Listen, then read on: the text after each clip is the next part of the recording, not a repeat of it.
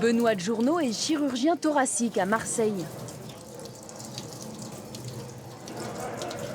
À 5000 km de chez lui, c'est un camarade d'internat qu'il retrouve. Le professeur Ouattara a lui aussi fait ses études à l'hôpital Nord. Ils peuvent alterner. On se connaît depuis quasiment 16 ans. Oui, 16 ans. Il a toujours promis qu'un jour il viendra m'accompagner, on va faire des interventions ensemble au Mali. Aujourd'hui, c'est devenu une réalité. Je suis très ému. Dans le bloc opératoire, Ousmane, 4 ans, est préparé pour l'intervention. Les chirurgiens ici vont opérer pendant un peu plus de 2 heures et si tout se déroule comme prévu, eh bien cet enfant qui était obligé de s'alimenter par une sonde, eh bien par la suite, il pourra de nouveau vivre et manger normalement.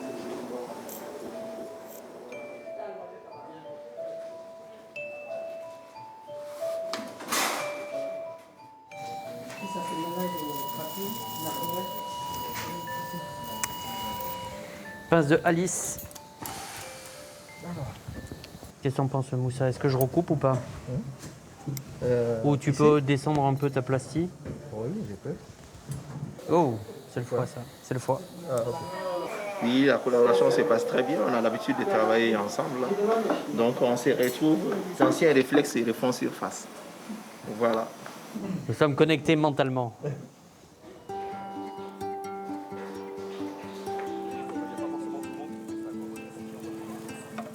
Vous le voyez ici, à l'hôpital du Mali, les tarifs sont affichés à l'entrée. Par exemple, un acte de chirurgie, c'est 40 000 francs CFA, l'équivalent d'une 60aine d'euros. Alors toutes les familles n'ont pas les moyens de payer pour ces soins. C'est pourquoi la chaîne de l'Espoir les prend en charge sur toute la durée de leur hospitalisation. Dans les chambres, nous retrouvons la mère du petit Ousmane. Si son fils est en train d'être opéré, c'est grâce au soutien de l'ONG française.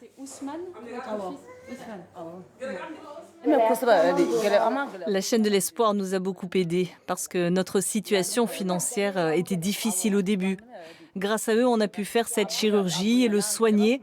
Ousmane était maigrichon avant, mais depuis qu'il a commencé les soins, il a bien grossi.